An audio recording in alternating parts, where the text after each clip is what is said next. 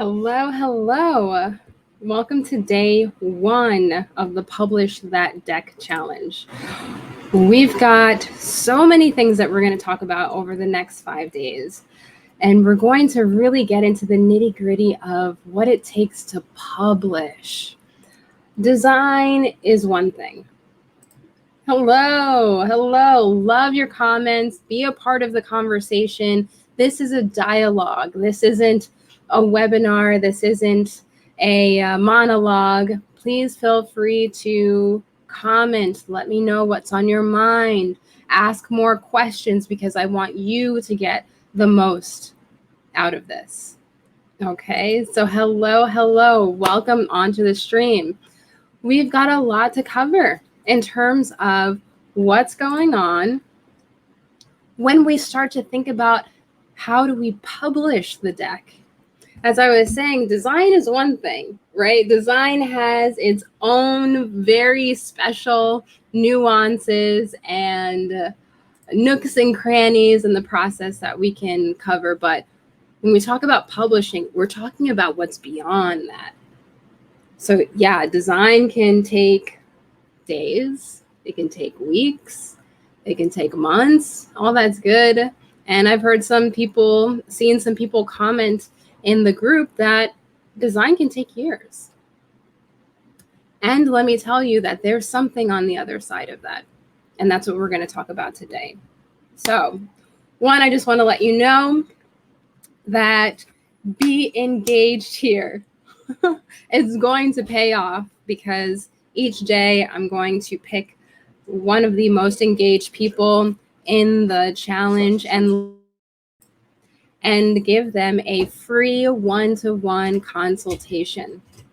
So even if it's just to say hi, even if it's just to say, yes, I agree, go ahead and put your comments in there and you will be in the running for that one-to-one deck design consultation. And that's a value of $200, by the way. So feel free to comment. Let me know what's on your mind. And here we go. So when you dive into the publishing aspect of your, it's exciting, of your deck, that means that while you were designing it, you would have taken into consideration all the way up until your point of completion what you wanted that experience to be for the person who's using it. Now, this is really cool. It's that now you get to go from the concept and the design, from what it is that you want that person to experience, and take a step back. Now you get to take a step back in terms of the customer journey, and you get to start from the very beginning. Because a person will start to use their deck, but there's so many steps that they have to go through in order to get to that point. So for instance, let me just start rewinding the wheel for you here. And this is a good opportunity to start taking notes. So you've got the deck in your hand. Before that, you had to take that deck out of whatever it was in. It could have been a velvet bag. It could have been plastic wrap. It could have been a really fancy box.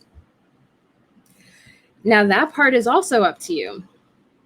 Was there something else in that box that they had to remove from on top of the deck in order to get to it? Maybe there was a booklet in there. Maybe there were crystals in there. Maybe there was an accessory in there. These are all part of what we call the customer journey. So the customer journey goes, all right, you know what? I'm looking for a deck. What do I do? Maybe I go to Etsy. Maybe I go to Amazon. Maybe I go to eBay. Maybe I go to a Facebook group. That's the other end of the customer journey. But all of those steps in between the Facebook group or Etsy or Amazon or eBay to when they unwrap it, that is the publishing process. All of those steps in between. And that's what we're going to break down over the next 5 days. But what's great is that you can start to discover for yourself what that looks like. Yeah, people look for a type or a theme of the deck too. 100%. Sometimes people don't even know if they want a tarot or an oracle or an affirmation card deck. Maybe they want just fancy playing cards, because you can read using playing cards too. You know that, right? Or maybe they don't know if they want a Marseille deck or a Rider-Waite-Smith deck. And there's a couple of other types of decks that I don't know how to pronounce. But that's all in there, right? So all of those things is an opportunity for us to take into account so that we can make it easier for the people who want to find our deck to find it. Okay. So the question comes back to, what did you intend your deck to be used for? Intention is really important, because as you were holding that intention while you were designing your deck, that deck was taking the form of your intention. So let's say that I designed a deck, which I did. Working on the 8th one now. Let's say that I designed a deck and I wanted to make sure that it was for a very particular audience. It has curse words in it, kinda. They got little asterisks instead of spelling out the entire curse word. And at the same time, it's they're pastel colors. It's in a fancy box. It's got a barcode on the back. All of that came about. It's got a booklet inside, right? I'll tell you what each of those things mean, or what it meant to me when I was creating and I set that intention. The pastel colors said to me that I wanted it to be fun. So I wanted it to be in the hands of someone who was willing to have fun. To me, the fancy box, it was a magnetic book box. That's the technical name of it. The magnetic book box was because I wanted to also be a collector's item. I wanted it to be something that I could sign as a collector's item. I wanted it to be something that people could give as a gift, and they'd be like, "Ooh, oh my gosh, it's the collector's edition." I wanted it to be something where maybe even people could pass it on. They could pass it on to their kids when they're old enough, their adult children. I also intended it with those swear words and inside jokes. I intended it to be for people who have a sense of humor. So that means that it may not be suitable for every place in terms of retail placement. It may not be suitable for a really serious yoga studio where they don't laugh and they just stretch and do asanas. It may not be right for a library. And that's okay, because I have a specific intention. By me, here's another example, by me putting a barcode on the back, that means that I was intending for it to be in a retail space. Because that means you can do the cool clicky thing where you scan it and the price comes up. These things all took form after I set my intention and through the design process, so that when I got to the end of the design process, it was ready to go. It was ready to be on a retail shelf. All I had to do was do the things, because we'll talk about this later, do the things that it takes in order to get on a retail stockist shelf. And that looks different for everybody. It can look different for everybody. I'm also speaking from the experience of I've had my products in Walmart before. I've had my products in all kinds of different, like, smaller mom and pop shops. I've had my products in big online e-commerce spaces. And I've also done things like have a Kickstarter. Those are all available to you. And know that your deck can take a different form in each one of those spaces. So in order to really maintain a hold on your budget, because if you're printing one for each one of those spaces, that can have your budget increase a bit. But if you're mindful of what your end goal is, that's when you can really hone in and have your deck take the form that would be the most efficient as you get to the publishing part. So let's see some comments. I'd love to know, what model of publishing are you leaning towards right now? I get that can totally change, and that's okay. But what model of publishing are you leaning towards right now? And I'll put a few of them out there. If you are, type an A in the comment box if you're thinking about self-publishing. And keep in mind that the type of publishing that you're interested in can also fall into more than one of these categories. So type an A in the comment box. Awesome, I see some A's, good. If you're thinking about self-publishing. Awesome. Type a B in the comment box if you're leaning towards traditional publishing. And that means submitting it to a publishing house and having them take care of everything. Just be like, here, take my deck and publish it for me. Let me know if that's what you're considering or leaning towards by typing a B in the comments box. Got it. Got it. Very interesting. Okay. Type a C in the box. B maybe for another deck. Got it. Got it. Because there's pros and cons to everything, right? And we'll talk more about it as we continue. But type a C in the comment box if you are leaning towards crowdfunding. Crowdfunding can look like a whole lot of different things. The main way that we've seen it nowadays is Kickstarter, but that's just one of the ways to crowdfund.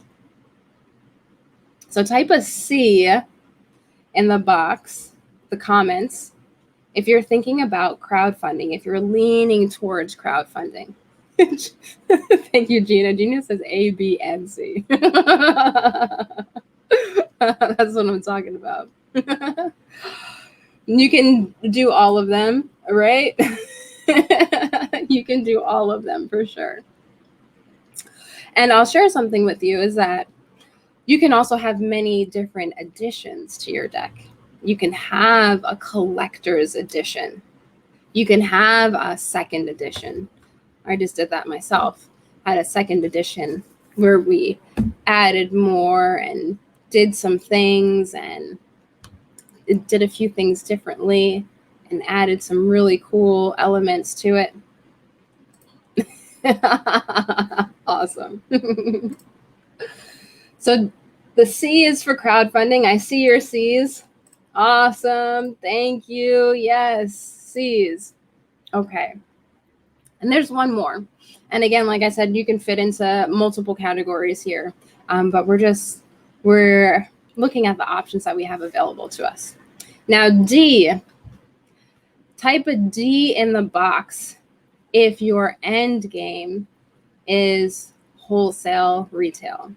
That means you've got retail stores that want to have UGOBs and inventory of your deck in their store. So that's a D. And type a D in the box. Awesome. I see your D's. If my husband was here, he would make a dirty joke about that. It's hilarious. Awesome. So D, got it. D would be lovely, but I haven't thought about what that could look like exactly. That's what we're going to get to do over these next 5 days. So it's great now. You're starting to get the wheels turning of what that could look like, right? not only what that could look like out there, but what that could look like in terms of your process and where you are right now, which is, again, I'd like to take another temperature just to see where everybody's at. And I'll go through these really quickly, and feel free to just type them in the chat. Type a 1 in the chat if you haven't started designing your deck yet. Type a 2 in the chat if you're in the middle of that process. Type a 3 in the chat if you're almost done. Type a 4 in the chat if you're already done and you're ready to just get it out there now. And that's in terms of your deck design. Okay, awesome. So that way I can speak to where it is that you are and give you some more information, some more value, so that you can really get the most out of this. Awesome. We've got a 2, which is it started. 3, almost done. Nice. 2, but I've just started. That's okay. You've started. That you're in that other phase. Got it. Technically 2. I hear you. 2 and 4. Ooh, we got an overachiever. We have a fellow overachiever in the live stream. I like that. I like it a lot. Okay, great. So if you've started your deck design, it's a great time to really start to think about where it is that you want to be and what your end game is. Okay. And we've talked about a few of the different models. We've done a little overview of the few of the different models, and that is self-publishing, traditional publishing, crowdfunding, and wholesale retail, right? And under each one of those categories is a whole bunch of subcategories. And that's why this challenge is for 5 days, because we've got a lot to cover. Okay. So what I'm going to do is I'm going to go back to the first model that we were talking about there, and that is self-publishing. Self-publishing opens up a lot of unique doors for you. Self-publishing allows you to maintain the rights to your artwork and your illustrations. And if you're in the deck design course, then you know that we go into detail about what is actually legal for you to use in a published deck, because there's a lot to be aware of, and also there's a lot of, I guess I could say loopholes, but ways to navigate it so that you can make sure that you stay in the, excuse me, in the clear, and that nobody is out there suing you. Because that would defeat the purpose of the whole thing, right? So that information is in the deck design full course. And now that we're here, self-publishing allows you to really take ownership of your art and to get it out there, and to also be known for that deck. If we look into certain decks that have been created, there's a lot of different shades or gradients of ownership, right? There may be a person who conceptualized the deck, and then they hired an illustrator to have it designed for them. Maybe both of their names show up on the box. Maybe just one of them does. All of that has to do with the agreement that they have with each other. That may look like an agreement in terms of the credit that's given. It may also look like a very special profit agreement. And that is part of the nitty-gritty that we get to go into. Self-publishing allows you to essentially sell your decks anywhere that you want. It could be out of the trunk of your car. It could be at a vendor fair. It could be at various online e-commerce stores. It could be anywhere that you want to. But once you start looking at other publishing options, that availability of where it is that you can sell starts to dwindle. So here is the part where you get to start thinking, how much ownership do you want to have of your deck and your designs? With ownership comes responsibility. So yeah, it's great to have complete ownership in a lot of ways. And also, it's a big responsibility. You get to think about a lot of things. And I'll give you an example. There's a really popular deck out there. And just for the sake of the conversation, we won't say the name. But that person who created that deck recently did a post on Instagram showing that there were 2 different box sizes out there in the world of retail. What happened? Actually, this is a theory. I'll share with you my theory of what happened, just because I want to make sure that you are protected. My theory is that when the person had their deck printed, they may have gone with either a publishing house or a manufacturer or printer that did not take very good care of protecting that person's artwork. And so there were copies made and manufactured and sold by that other entity that got a hold of their artwork. You really want to make sure that you're developing relationships with the people that you're working with. And if the relationship is not there and you're feeling inclined to move faster, and you want to make sure that you have a good agreement in writing.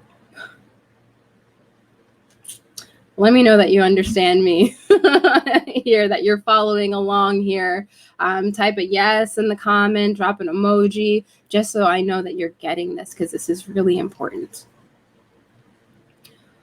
When I first started printing my decks, good, I see you, I was actually really wary of where it was that I was going to have it printed. I would have rather spent more money knowing that it was done by a reputable printer than sending it somewhere where I could get a discount or that they could do it a little bit faster. That's what she said. And I would take the risk of having my artwork in the hands of someone who wasn't going to take care of it, who wasn't going to protect it. So, good question. Do you mean that someone ripped off their artwork and sold a fake? I see this happen with a lot of decks where the fake is smaller size. That's exactly what I'm trying to say. That's exactly it. And it happens. It happens. So there's a way to protect yourself, right? We don't have to go out there and be scared like, oh my gosh, are they going to do this? No, you get to go out there armed and ready. You get to go out there with agreements. You get to go out there knowing that you've checked. It is awful, right? Well, this is why we're having this conversation, because it's so important. You want to make sure that you are armed and ready, that you have all of the tools that you know how to have, so that way you can have a great experience when you publish and print your deck and get it out there. So yes, you can make an agreement and explicitly say, you can do it that way. You can have a homegrown contract, and you can work with lawyers. And there's tons of affordable lawyers out there. I went to see a whole team of lawyers, and you know what it cost me? $0. Because there are resources like that available. So what I'm saying is, all we have to do is do our homework. And that way we can go out there with the security in our hands, not hoping and wishing and praying that the other person is going to do the right thing. Whether we're talking about any type of partner that we're bringing on into our design process, or any type of partner that we're bringing on into our printing or publishing process. If you ever have a contract in front of you and maybe you are that partner, make sure you read it. They're written with very particular language for a reason. It's so that we can be clear, so that the relationship is clear, and so that in the end, everybody gets exactly what they wanted to get out of the project. Okay? So, all right, back to sunshines and unicorns and rainbows for a minute. If you have more questions about it, please, you can message me directly.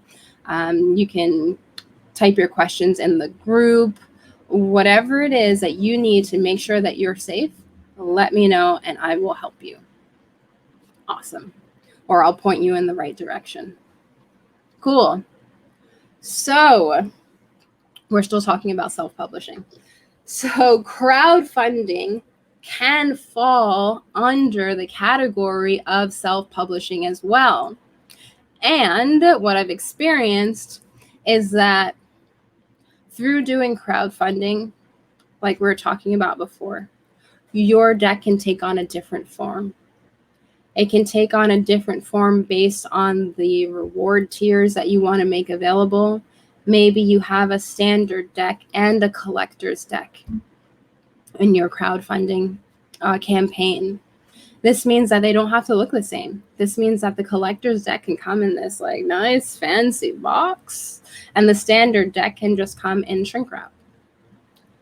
All of these things that we're talking about, because there's like an infinite number of combinations and solutions, all of these things that we're talking about are in your hands.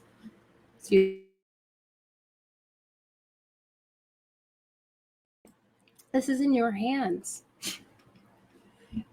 It can be in your hands. If you go with a traditional publishing house, then 9 times out of 10, they're going to take care of all of that stuff for you. Okay. But what we get to do today is that you get to choose a path or several. I saw y'all out there with the 2s and the 4s and the A, Bs and the Cs. You get to choose the path or paths that you feel called to, explore. This challenge is like a choose your own adventure. Based on what it is that you want for yourself, I'll let you know which parts to pay close attention to. So that way you can get the most out of this. Okay. So options A, B, C, D, self-publishing, traditional publishing, crowdfunding, retail wholesale. Between those, choose one or more that you want to focus on or that you feel called to. Just so you can have it in the back of your mind, because I saw most of you were 2s, that you're just getting started with your design. You can have it in the back of your mind as you continue designing. Got it. A first and then C for a second edition. You know what is funny? I'm so glad that you're bringing that up. Oh, I see you, Gina.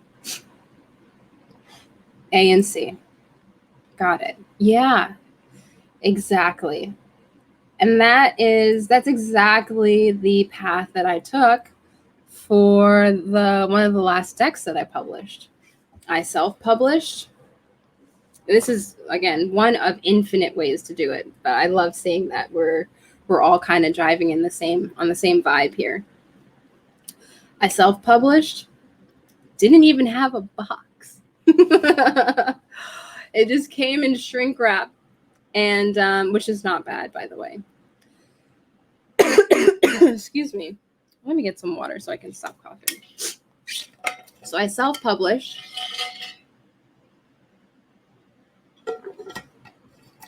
Sold on Etsy.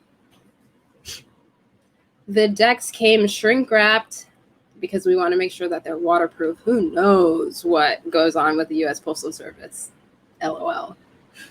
Shrink wrapped inside a velvet bag. And you know what I was doing at that time? I was printing the booklets at home. And I put some other special things in there, and the person could just feel that it was coming from my heart. It was super handmade. The printing of the deck was done at a printing facility, but all of the other things I did at home. And that was because I believed in what I was doing, and I wanted to get it out into the world. Yeah, I made the deck so that I could use it, but I wanted other people to use it. Pardon me. I got the sniffles, I got my cough. Fall allergies. I believed in my deck so much that I didn't want to wait until I could afford a box. That was a huge deal when I finally got to crowdfund for that same deck and put it in a really nice box and have a professionally printed booklet. But what it showed me is that was not necessary for me to do. It was my choice. People were giving me great feedback for the first deck that I self-published, and with all of the handy dandy handmade work that I was putting into it. They were totally happy with it. And I was too. The reason why I actually made that jump into the new packaging was because I wanted to see it on retail store shelves. That was my end game. That's what I wanted. Because I wanted it to impact more people. And I knew that that was one of the ways to get there. So it all comes back to that original intention. Who do you want to be using your deck, and what kind of experience do you want them to have when they're searching for it, when they find it, when they receive it? That's going to dictate this whole process. So you're thinking about and getting more specific with who this deck is for and the experience that you want them to have. This is the homework, by the way, and I'll post it, so don't worry. And then 2, you want to just choose 1 or 2 or more options for publishing that you're leaning towards. And I'll help you with the rest. I want to thank you so much for being here. I'll post the homework. Make sure you post your answers. That's like another one of those points, so that we can get you into a one-to-one session and really explore your deck publishing process together. Awesome. That's what I'm talking about. I will. Yes, I'm gonna look for it. Post your homework and post it in the group. Continue to ask questions. Continue to get clarity. Thank you around what you're doing and why. And then I'll see you tomorrow. Thank you so much.